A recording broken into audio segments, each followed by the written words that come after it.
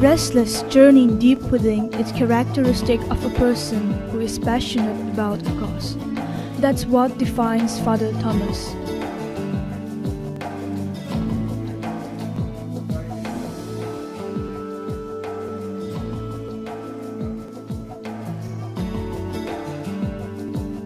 Institution for Culture and Rural Development, ICARD, is an eloquent embodiment of that passion that drives Father Thomas.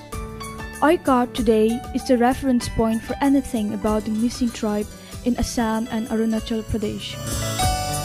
Culture, rural development, youth work, cultural tourism, weaving, scholarship, ICARD has something to contribute and showcase.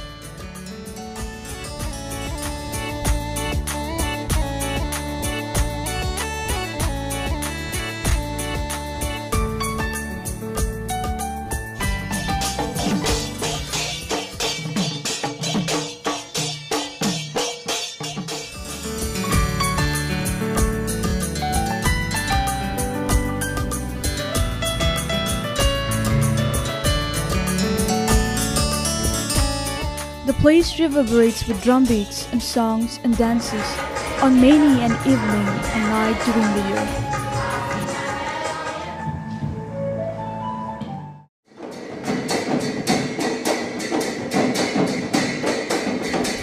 The enthusiasm is so visible and contagious in the outcome of untiring and all-embracing work with young people who were labeled and treated as dropouts. Father Thomas saw in them the harbingers of transformation of the missing community and plunged headlong into the development and training. As he established his training center at Sadia, a place that brought him face to face with the harsh realities of the community.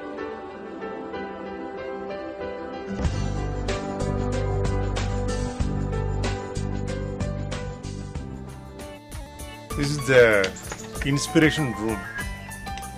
In 2001 July, I was in this room staying the night, and as we were about to get into bed after having visited the villages and seeing the social situation, it suddenly came to me, why don't you start sort of leadership training center for the missing youth and dropouts.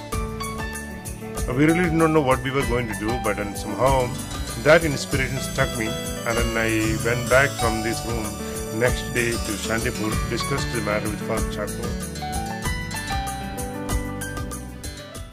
The Missings, a community always on the edge of the society, living by the riverbanks, at the mercy of the gods of nature, forgotten conveniently by the political establishment and the larger society, living a hand-to-mouth existence with little of nothing that can be called healthcare and hygiene, education, communication facilities, market.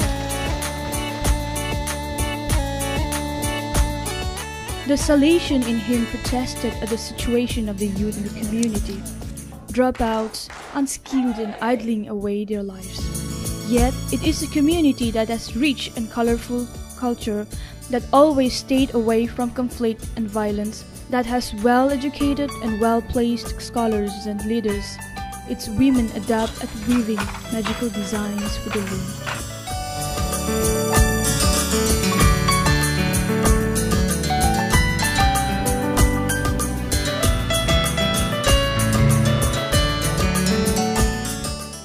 Father Thomas saw a community that was trying to find its place in the context of the rapid changes that were happening all around. He had discovered the love of his life, the challenge to his calling as a priest in isolation. He committed himself to the development of the Missings.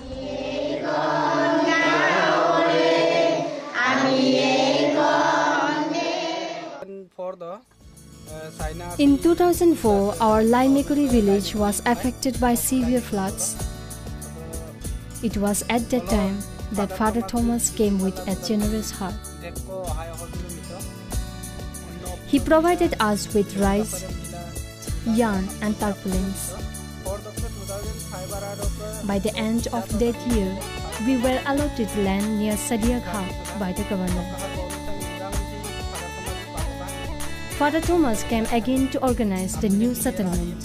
He dreamed of a planned village with lanes and by lanes.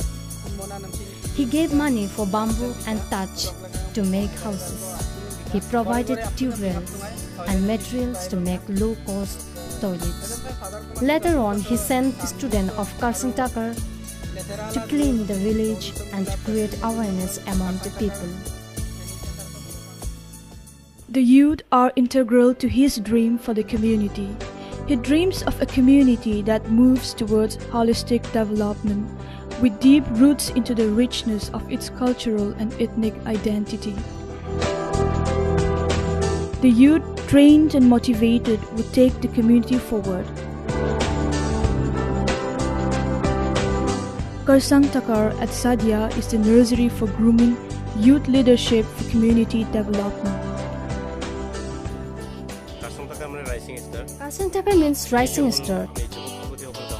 We bring school dropouts from the village and make them into exemplary youth. We empower them through various trainings to mold their personality. They became agents of change in the society. We got trainings in Karsang for 1 year. The trainings were not just for one subject, but of such variety that we can never get in any school.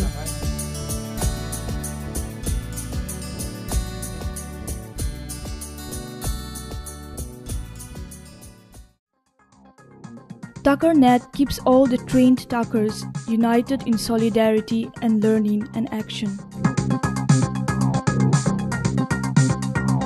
Young Missings is the center for youth development in the villages.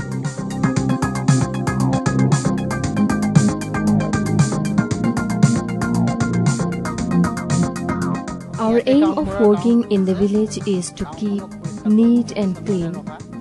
We are not only working for our village, but also for the neighboring villages. Action speaks louder than words. If we youth show by our example, others will follow us. At present, the village roads have been improved a lot.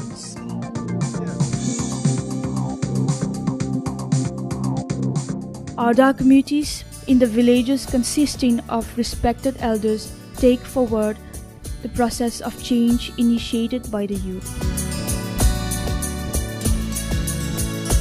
Trainings, exposure, cultural meet, sports meets are part of the holistic process of change.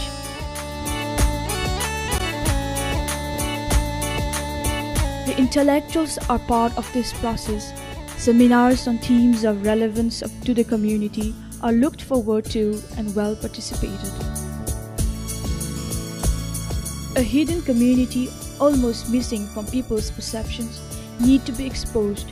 Promotion of cultural tourism through cultural festivals like Ethnic brings to the public arena the rich heritage of the community.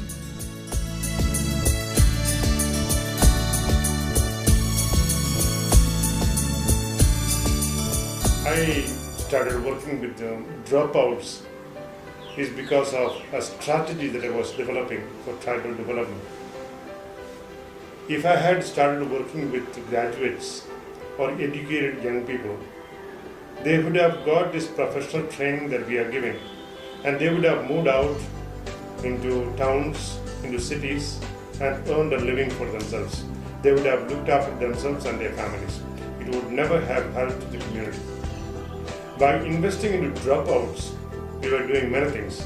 We were investing into their personal lives, transforming them step by step, and giving them a hope to live by, because they were poor, they were without education, and they were from ordinary families which had no influence. And then they would also go back to their villages and remain there, because they could not just get out and search for a job, because they had nobody to take up their cause. Father Thomas would stop at nothing when it's question of the development of the Missings. He is like the river that the Missings live by, sometimes calm, sometimes raging, but always flowing, teeming with life, and ever productive and life-giving. He is a thinker, an innovator, an entrepreneur, an artist, and adventurer all rolled into one. He is the father and a friend to hundreds of youth he has helped to find a purpose in life. All these climax in his identity as a priest and isolation, a man of God, a man for the people and the youth. Met Father Thomas first time in 1988. He was the headmaster of Don Bosco Dibrugarh and I was appointed the assistant headmaster. And those days of my stay with Father Thomas was one of the best years that I've had, especially because it was my first appointment as a priest. He was never satisfied with the minimum. He always wanted to give his best in very many areas of the mission. And especially when he started with the work with the missions, and we could see that he wanted to get engaged on a very broad spectrum of activities.